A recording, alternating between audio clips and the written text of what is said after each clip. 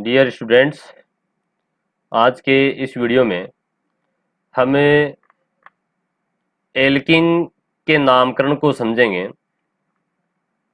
जैसा कि आप जानते हैं, पिछले वीडियो में हमने एल्केन के नामकरण के बारे में जानकारी प्राप्त की थी। चलिए अपने इसके लिए देखते हैं कि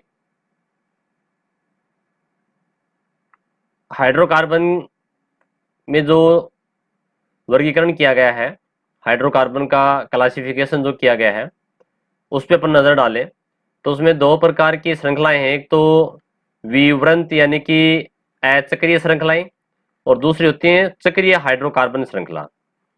तो यहाँ जो अचक्रीय वाली है उसमें फिर दो प्रकार है, संतृप्त हाइड्रोकार्बन और असंतृप्त हाइड्रोकार्बन। तो संतृप्त में जो हाइड्रोकार्बन होते हैं वो एल्केन होते हैं, जिसके बारे में हमने पिछले वीडियो में पढ़ा। और आज का जो वीडियो है वो है एल्किन के बारे में, जो कि असंतृप्त हाइड्रोकार्बन का प्रकार है।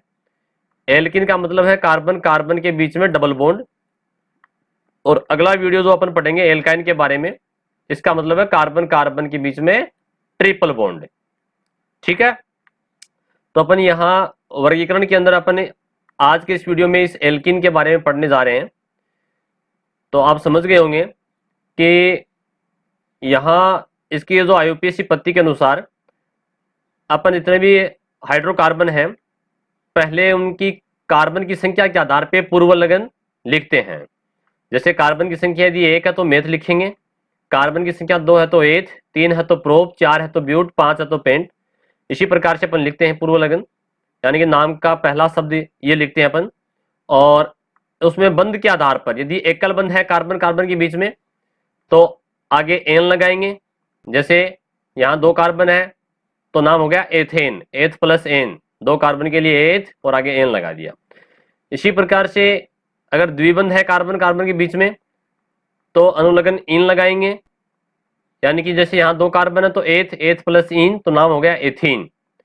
तो अपन यहाँ पर आज इसकी बात कर रहे हैं एल्किन श्रेणी की। तो यहाँ अनुलग्न इन आना है, सभी के अंत में इन लिखा जाएगा। जितने भी हाइड्रोकार्बन होंगे सबके अंत में इन सब जोड़ा जाएगा। ठीक है, तो चलिए ये तो अपनी बात हुई इसमें पूर्व लगन और अनुलग्न की। अब अपन देखते हैं इसके बारे में। पहला पॉइंट है नामकरण में, इस श्रेणी के यौगिक का सामान्य सूत्र CnH2n है। देखिए CnN का मतलब यहाँ कार्बन की संख्या, जैसे मान लीजिए 1 है तो 1 कर देंगे, 2 है तो 2 कर देंगे, 3 है तो 3 कर देंगे। परंतु एक खास बात बता दूं मैं, अगर कार्बन कार्बन के बीच में बताया गया डबल बॉन्ड है तो कम से कम तो 2 कार्बन होने ही चाहिए, यानी कि यहाँ पर 1 नहीं होगा, कम से कम यहाँ पर 2 जरूर होगा, 2 से शुरुआत होगी। कहने का मतलब एल्कीन जो श्रेणी है उसका जो पहला जो कार्बनिक यौगिक है वो एथीन होता है। ठीक है, क्योंकि 2 कार्बन होना बहुत जरूरी है, तभी तो कार्बन कार्बन के बीच में द्विबंध होगा। ठीक है, जबकि एल के अंदर क्या था, एल्केन में मेथेन था। देखिएगा जो पिछले वीडियो में हमने एल्केन के बारे में पढ़ा था, यह रहा एल्केन। तो एल्केन के अंदर यहाँ पर कार्बन की संख्या 1 हो सकती है, जैसे CH4। ठीक है ना, तो यहाँ पर ये मेथेन हो सकता है पहला हाइड्रोकार्बन एल्केन का, परंतु एल्कीन के अंदर पहला हाइड्रोकार्बन एथीन होगा। एथ का मतलब 2 कार्बन, ठीक है, और डबल बॉन्ड है तो इन लगा देंगे तो एथीन होगा। तो यहाँ पर ये शुरुआत 2 से होगी। अगर इसका मान 2 है तो यहाँ भी 2 गुणा 2n की जगह यहाँ पे भी 2 आएगा तो 4, यानी कि कार्बन की संख्या यहाँ पर 2, और यहाँ जैसे मान लीजिए यहाँ कार्बन और ये कार्बन है तो हाइड्रोजन यहाँ पे 2 होंगे और हाइड्रोजन यहाँ पर भी 2 होंगे। ठीक है, तो C2H4 हो जाएगा, ये C2 और ये H4 हो जाएगा। तो कहने का मतलब ये है कि यहाँ पर जो देखिएगा एल्केन का जो सूत्र है उससे अपन थोड़ी तुलना करें इसकी। तो एल्केन का सूत्र जो है वो तो है CnH2n+2, यहाँ +2 है। ठीक है ना, ये +2 है, और यहाँ अपन बात कर रहे हैं इसकी, तो इसमें ये +2 यहाँ से हट गया, यानी कि यहाँ पर +2 ये नहीं होता है। ठीक है ना, एल्किन के अंदर केवल इतना ही सूत्र होता है CnH2n। थोड़ा अगर अपन अंतर की बात करें तो ये भी थोड़ा अपन को ध्यान रखना है। दूसरा पॉइंट है, इन यौगिकों में कार्बन कार्बन के मध्य द्विबंध पाया जाता है। ठीक है, एल्कीन के अंदर क्या होता है, कार्बन कार्बन के बीच में द्विबंध होगा, डबल बॉन्ड होगा। अतः सर्वाधिक छोटे एल्कीन में कम से कम 2 कार्बन, देखो बात आ गई ना, 2 कार्बन तो होने चाहिए, और 2 कार्बन है तो इसका मतलब एथ, ठीक है ना, और आगे डबल बॉन्ड है कार्बन के बीच में तो इन हो जाएगा, एथ प्लस इन तो एथिन, सबसे छोटा हाइड्रोकार्बन इसका एथिन होता है। फिर आगे इसमें तीसरा जो पॉइंट है वो है, ये असंतृप्त हाइड्रोकार्बन कहलाते हैं, जो अभी हमने वर्गीकरण में पढ़ा था। संतृप्त और असंतृप्त 2 प्रकार के हैं। सिंगल बॉन्ड वाले कार्बन कार्बन के बीच में सिंगल बॉन्ड है वो संतृप्त कहलाते हैं, और कार्बन कार्बन के बीच में डबल बॉन्ड है या फिर कार्बन कार्बन के बीच में ट्रिपल बॉन्ड है, ये असंतृप्त हाइड्रोकार्बन कहलाते हैं। ठीक है, इन्हें अपन असंतृप्त हाइड्रोकार्बन कहते हैं।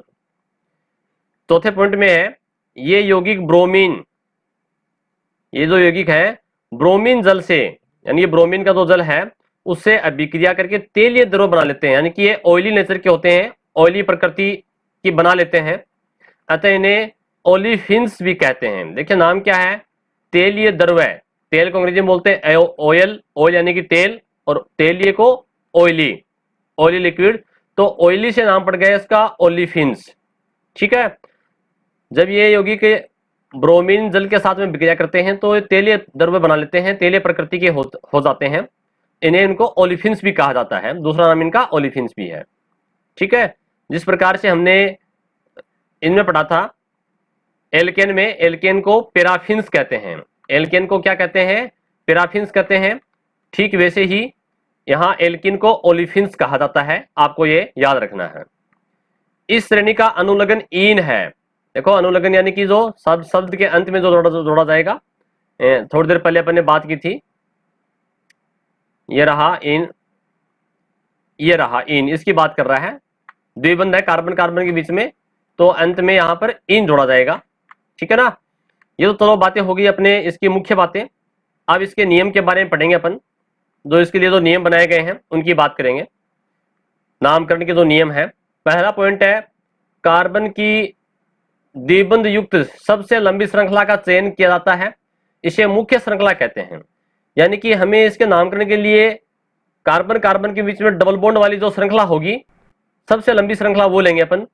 अब आप कहोगे कैसे सर, देखिए आपको मैं एग्जांपल से समझाता हूं, ये एग्जांपल ले लेते हैं अपन, ये एग्जांपल इसी के लिए है, पहले नियम के लिए। यहां से भी अपन इसको ले सकते थे, कार्बन नंबर 1 2 3 4 और 5, ठीक है ना, यानी कि 5 कार्बन की सबसे लंबी श्रृंखला बन रही है ये 1 ये 2 3 4 5, परंतु हमने इसका चुनाव नहीं किया, हमने सबसे लंबी श्रृंखला ये ली है 1 2 3 और 4 वाली ली है। क्यों, क्योंकि यहां अगर इसका चुनाव करते हैं 1 2 3 4 और 5, तो यहां पर कहीं पर भी इसके अंदर डबल बॉन्ड नहीं है, सारे ये सिंगल बॉन्ड है। ठीक है, डबल बॉन्ड इस श्रृंखला में इधर है, जिधर डबल बॉन्ड होगा उधर से ही अपन काउंटिंग करेंगे, तो नजदीक होगा ना किनारे पर, इसका किनारा, एक किनारा तो ये रहा, दूसरा किनारा ये रहा। ठीक है ना, अब आपको सर ये इधर से भी तो हो सकता था, हाँ बिल्कुल हो सकता है, 1 नंबर 2 नंबर 3 नंबर और 4 नंबर, चाहे आप ये ले लीजिए, यही 4 इधर इसमें ये आएंगे, ये 4। ठीक है, परंतु गिनती यहीं से होगी, नंबर 1 यहीं से किया जाएगा, ऐसा नहीं कि नंबर 1 इसको कर दें, 2 इसको 3 इसको और 4 इसको, ऐसा नहीं करना है। क्यों नहीं करना, क्योंकि अपन जो इसके किनारे होते हैं ना, ये वाला जहां इसका छोर होता है किनारे में, अपन को ये देखना है कि डबल बॉन्ड किधर नजदीक है, तो इधर से अपन काउंटिंग करेंगे तो 1 नंबर 2 नंबर 3 नंबर 4 नंबर पे डबल बॉन्ड आता है, यानी 3 नंबर पे डबल बॉन्ड आता है, कार्बन नंबर 1 2 और 3 नंबर पे डबल बॉन्ड आ रहा है, परंतु इधर से काउंटिंग करते हैं तो 1 नंबर पे ही डबल बॉन्ड आता है, इसलिए काउंटिंग इधर से होगी जिधर से नजदीक या जल्दी डबल बॉन्ड आ जाएगा। ठीक है, तो यहां पर ये जो श्रृंखला बनी है, ये इस हाइड्रोकार्बन की द्विबंध वाली सबसे लंबी श्रृंखला है। ठीक है, हमें इसका चुनाव करना है, तो पहला नियम शायद समझ में आ गया होगा, यानी कि कार्बन की द्विबंध युक्त द्विबंध वाली सबसे लंबी श्रृंखला का चयन करना है, और इसे मुख्य श्रृंखला कहते हैं, ये इसकी मुख्य श्रृंखला है। दूसरी जो इसमें मेन बात है, मुख्य बात वो ये है, मुख्य कार्बन श्रृंखला का अंकन, अंकन यानी कि काउंटिंग, गिनती, नंबरिंग किधर से करते हैं, उस दिशा से करते हैं जिधर से द्विबंध को कम अंक मिले। देखो देखो अभी बात आई थी, इसके लिए एक एग्जांपल और लेते हैं अपन। जैसे आप कहोगे सर इधर से काउंटिंग क्यों नहीं की, इसमें नंबर 1 नंबर 2 नंबर 3 और नंबर 4, क्योंकि यहाँ डबल बॉन्ड किधर आ रहा है, 1 नंबर पे भी नहीं है, 2 पे नहीं है, 3 नंबर पे डबल बॉन्ड आ रहा है, परंतु अपन इधर से काउंटिंग करते हैं तो 1 नंबर पे ही डबल बॉन्ड आ जाता है, इसलिए इसकी काउंटिंग या नंबरिंग जो गिनती है वो इधर से की गई है, इस छोर से की गई है। ठीक है, तो जिधर डबल बॉन्ड नजदीक होगा किनारे पर, ये किनारा है इसका, ये किनारा है, तो किधर है नजदीक, इधर पास में है, इसलिए गिनती इधर से हुई है इसकी 1 2 3 4।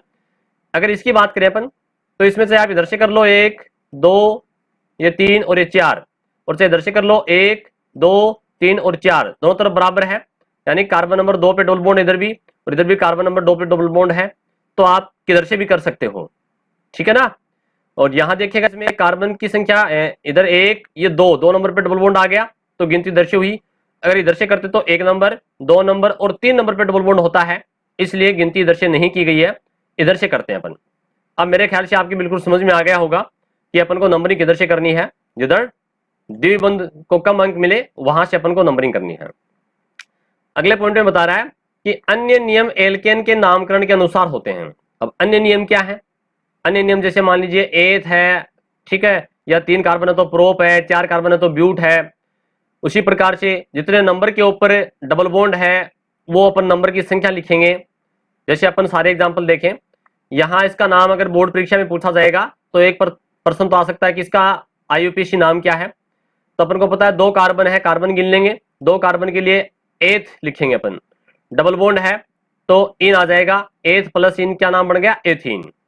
इसी प्रकार से इसका नाम क्या है, 1 कार्बन 2 कार्बन 3 कार्बन, 3 कार्बन को बोलते हैं प्रोप, डबल बॉन्ड है इसके अंदर तो इन जोड़ देंगे, प्रोप प्लस इन नाम पड़ गया प्रोपीन। ठीक है, कोई दिक्कत नहीं है इसके अंदर भी। अब देखिए अगला जो तीसरा जो नाम इसमें दिया गया है वो अपन गिनती करते हैं इधर से 1 2 3 4, 4 कार्बन को बोलते हैं ब्यूट और आगे इन जोड़ देंगे तो ब्यूटीन। अब देखो डबल बॉन्ड कहां पर है, कार्बन नंबर 1 पे है तो नाम पड़ गया इसका 1 ब्यूटीन। ठीक है, यहां देखो कार्बन नंबर 2 के ऊपर डबल बॉन्ड है, इधर से गिनती कर रहे हैं तो कार्बन नंबर 2 के ऊपर डबल बॉन्ड है तो नाम पड़ गया 2 ब्यूटीन। कार्बन 4 है तो ब्यूट और आगे इन जोड़ देंगे डबल बॉन्ड के कारण तो 2 ब्यूटीन। इसी प्रकार से अगला जो नाम है इसमें देखो कार्बन की संख्या टोटल कितनी है, 5 कार्बन है और डबल बॉन्ड अपन इधर से देख रहे हैं तो 1 नंबर 2 नंबर 2 नंबर पे डबल बॉन्ड है तो 2, जिस नंबर पे डबल बॉन्ड होगा पहले वो नंबर लिखेंगे 2। ठीक है, हाइफन लगा सिंबल लगाएंगे, डेश का निशान लगाएंगे। 5 कार्बन को बोलते हैं पेंट, डबल बॉन्ड के लिए आ जाएगा इन, पेंट प्लस इन नाम पड़ गया पेंटिन, 2 पेंटिन। इसी प्रकार से देखो यहाँ पर कार्बन नंबर 1 के ऊपर डबल बॉन्ड है तो 1 पेंटिन, 5 कार्बन है तो पेंट, डबल बॉन्ड है तो इन तो 1 पेंटिन। इस प्रकार से इसके नियम ये इसमें लिखे लगाए जाते हैं। इसका नाम देखिएगा, आपका नाम क्या है इसका, कार्बन नंबर 1 2 3 4। अब देखो कार्बन नंबर 2 के ऊपर ये एक एथिल समूह जुड़ा है, 2 कार्बन वाला जुड़ा है तो एथिल, तो कार्बन नंबर 2 पे जुड़ा है, कार्बन नंबर 2 पे क्या जुड़ा है, एथिल, तो नाम हो गया 2 एथिल। अब यहाँ डबल बॉन्ड कहाँ है, कार्बन नंबर 1 पे है, ये रहा डबल बॉन्ड कार्बन नंबर 1 पे है तो 1 ब्यूटीन। देखो 1 कार्बन 2 कार्बन 3 4 कार्बन है इस श्रृंखला में, मुख्य श्रृंखला में 4 कार्बन वाली श्रृंखला है तो 4 के लिए ब्यूट, डबल बॉन्ड होने के कारण इन ब्यूटीन, कार्बन नंबर 1 पे डबल बॉन्ड है तो 1 ब्यूटीन, 2 एथिल 1 ब्यूटीन। इसी प्रकार से अपन अगला नाम देखें तो देखिएगा इसमें अपन गिनती दर्ज करेंगे कि डबल बॉन्ड इधर आ रहा है, ठीक है ना, 1 नंबर पे तो 1 2 3 चाहिए कर लो, तो 1 2 3 नंबर चाहिए इसको दे दो, है ना, इसमें से इन दोनों में से एक दे सकते हैं अपन, 1 2 3 या फिर 1 2 3 ये ले लो, चाहे 1 2 3 ये ले लो। ठीक है, इधर से अपन क्यों नहीं करते, क्योंकि इधर से नंबर 2 के ऊपर डबल बॉन्ड आता है, इधर से नंबर 1 पे आता है तो ये इधर से काउंटिंग करेंगे, नंबरिंग इधर से करेंगे। तो देखो कार्बन नंबर 2 के ऊपर क्या जुड़ा है, नीचे एक मेथिल समूह जुड़ा है तो 2 मेथिल। ठीक है, डबल बॉन्ड कहाँ है, 1 नंबर पे है तो 1 नंबर आ गया, 1 प्रोपीन, 3 कार्बन वाली श्रृंखला है, 1 2 3, 3 कार्बन को बोलते हैं प्रोप, आगे इन जोड़ देंगे तो प्रोपीन, 1 प्रोपीन, 2 मेथिल 1 प्रोपीन, इसका आईयूपीएसी नाम हो गया। इसी प्रकार से देखिए अन्य नियमों में यहाँ पर प्रतिस्थापित समूह यहाँ पर जोड़ दिया अपन ने क्लोरीन। तो पहले बात करेंगे अपन जिधर से डबल बॉन्ड होता है उधर से काउंटिंग करेंगे पहले। ठीक है, तो 1 नंबर 2 नंबर 3 नंबर, 3 नंबर पे क्या जुड़ा है, क्लोरीन जुड़ा है तो अपन पहले उसको लिखेंगे प्रतिस्थापित समूह की पहले लिखते हैं अपन, जैसे यहाँ पर लिखा था ना प्रतिस्थापित समूह मेथिल है तो उसको पहले लिखते हैं अपन। तो क्या है, कार्बन नंबर 3 के ऊपर क्लोरीन जुड़ा है तो 3 क्लोरो, कार्बन नंबर 1 पे डबल बॉन्ड है तो 1 क्या है पूरा नाम इसका, मुख्य श्रृंखला में प्रोप, 3 कार्बन के कारण प्रोप, डबल बॉन्ड के कारण इन, प्रोपीन, 1 प्रोपीन, कार्बन नंबर 1 पे के ऊपर डबल बॉन्ड है। मैंने बताया इस बोर्ड परीक्षा में आपके 1 नंबर का और 1 प्रश्न आएगा, 3 नंबर का, टोटल 4 नंबर के क्वेश्चन, 2 क्वेश्चन आएंगे इसमें। तो यहाँ आईयूपीसी की जो नामकरण पढ़ रहे हैं अपन, ये इंपॉर्टेंट है। यहाँ से 3 नंबर के क्वेश्चन भी बोर्ड परीक्षा में पूछे गए हैं और 2 नंबर वाले भी बोर्ड परीक्षा में क्वेश्चन कई बार पूछे गए हैं। तो आपको उसी के अनुसार आपको तैयारी करनी है। फिर अगला इसमें है, देखो अपन काउंटिंग करते हैं इसकी, 1 2 3 4, ठीक है। अब आप कहोगे सर इसकी काउंटिंग इधर से क्यों की गई, इधर से क्यों नहीं हुई? 1 2 3 4, यानी कि अपन इधर से करते हैं तो भी कार्बन नंबर 2 पे डबल बॉन्ड आता है, और इधर से करते हैं, इधर से कर रखी है तो भी कार्बन नंबर 2 पे डबल बॉन्ड आता है। जब दोनों तरफ बराबर है, जैसे मान लीजिए यहाँ पर 4 कार्बन है ना, ठीक है, इधर भी 2 कार्बन, 1 2, और इधर भी 2 कार्बन, और डबल बॉन्ड बीच में है, तो उसमें अपन ध्यान रखेंगे कि प्रतिस्थापित समूह किधर है, ठीक है। तो प्रतिस्थापित समूह इधर है, तो अपन इधर से काउंटिंग करेंगे, क्योंकि यहां अपन काउंटिंग इसमें इधर से भी कर सकते थे, 1 नंबर 2 नंबर 3 नंबर 4 नंबर, परंतु क्यों नहीं हुई? क्योंकि यहां पर प्रतिस्थापित समूह इधर जुड़ा है। जब दोनों तरफ बीच में होता है डबल बॉन्ड, दोनों तरफ कार्बन की संख्या बराबर होती है, इधर भी और इधर भी, तो उसमें प्रतिस्थापित समूह को ध्यान में रखा जाता है कि किधर जुड़ा है। जिधर उसकी नंबरिंग पहले आएगी उधर से काउंटिंग करेंगे। तो कार्बन नंबर 1 पे क्लोरीन जुड़ा है, तो 1 क्लोरो, ठीक है। फिर कार्बन नंबर 2 के ऊपर क्या डबल बॉन्ड है? 2, कार्बन कितने टोटल? 4, ठीक है ना। इनकी काउंटिंग करेंगे अपन, 4 कार्बन है, तो but plus ene, double bond के लिए इन जोड़ दिया, तो 1 क्लोरो 2 ब्यूटीन नाम पड़ गया इसका। इस प्रकार से इसका नाम अपने ये रखा है। और आगे एक अंतिम जो पॉइंट है इसका वो बताया गया है, यदि एक से अधिक द्विबंध हो, देखो एक से अधिक भी द्विबंध हो सकते हैं ना, यहां देखो, यहां पर भी डबल बॉन्ड लगा दिया, यहां पर भी डबल बॉन्ड लगा दिया, ठीक है। तो उनकी संख्या के लिए डाई ट्राई टेट्रा है ना आदि शब्दों का प्रयोग किया जाता है। जैसे मान लीजिए अपन इसकी काउंटिंग इधर से करते हैं, 1 नंबर 2 नंबर 3 नंबर और 4 नंबर। अब आप कहोगे सर डबल बॉन्ड तो इधर भी है और इधर पर भी है, तो इसकी काउंटिंग अपन इधर से भी कर सकते हैं, 1 नंबर 2 नंबर 3 नंबर और 4 नंबर। क्यों? क्योंकि इधर भी 1 नंबर पे डबल बॉन्ड है और इधर भी ये 1 नंबर पे अपन इधर से काउंटिंग करते हैं तो भी इधर भी डबल बॉन्ड है, तो चाहे इधर से काउंटिंग कर लो आप, ठीक है, बराबर आना है, इसका नाम वही आएगा। जैसे मान लीजिए अपन कार्बन नंबर 1 ये इसको देते हैं अपन, तो यहाँ पर 1 नंबर पे डबल बॉन्ड है तो ये लिख दिया 1, फिर 2, फिर 3 नंबर पे फिर डबल बॉन्ड है। अब आप कहोगे सर इसकी तो डबल बॉन्ड 4 नंबर के लिए भी तो है, यानी 3 और 4 के दोनों के बीच में है, तो इसको 4 क्यों नहीं लिखा यहाँ पर? देखिए अपन गिनती किधर से आ रहे हैं, इधर से गिनते हुए आ रहे हैं इसको, ठीक है ना। किधर से आते हैं अपन? इधर से काउंटिंग कर रहे हैं, इसलिए जिधर से काउंटिंग करते हैं वो नंबर लिखा जाएगा, 1 नंबर, फिर 2 पे नहीं है डबल बॉन्ड, फिर 3 पे है ना। इधर से काउंटिंग करते हुए आ रहे हैं, तो 1 नंबर का ये डबल बॉन्ड है और 3 नंबर का डबल बॉन्ड ये है, तो कहां हो गया? 1 नंबर पे 3 नंबर पे 2 बार है, ठीक है, तो डाई। अब देखिए इसमें डबल बॉन्ड है तो इन जुड़ेगा, लेकिन कितने कार्बन है? 4 कार्बन है, तो ब्यूट, ठीक है, तो इसके लिए अपन ब्यूटा शब्द यूज करेंगे, 1,3 ब्यूटा डाई इन, या ऐसे भी लिख सकते हैं, ब्यूट को पहले लिख देंगे, 4 कार्बन है ना, 1 2 3 4, तो ब्यूट को अपन पहले लिखेंगे और आगे क्या लिख देंगे? 1,3 डाई इन, ठीक है। यानी कि 1 नंबर पे और 3 नंबर पे 2 बार है, 2 के लिए डाई शब्द यूज करते हैं, 3 के लिए ट्राई यूज करेंगे, ठीक है, और आगे इन जोड़ देंगे, ठीक। तो इस प्रकार से अपन इसके एल्किन श्रेणी के नाम लिखे जाते हैं, और बोर्ड परीक्षा में हमारे इनके एल्किन एल्काइन या एल्केन इन्हीं सभी के प्रश्न जो है मिला करके एक साथ दिए जाते हैं।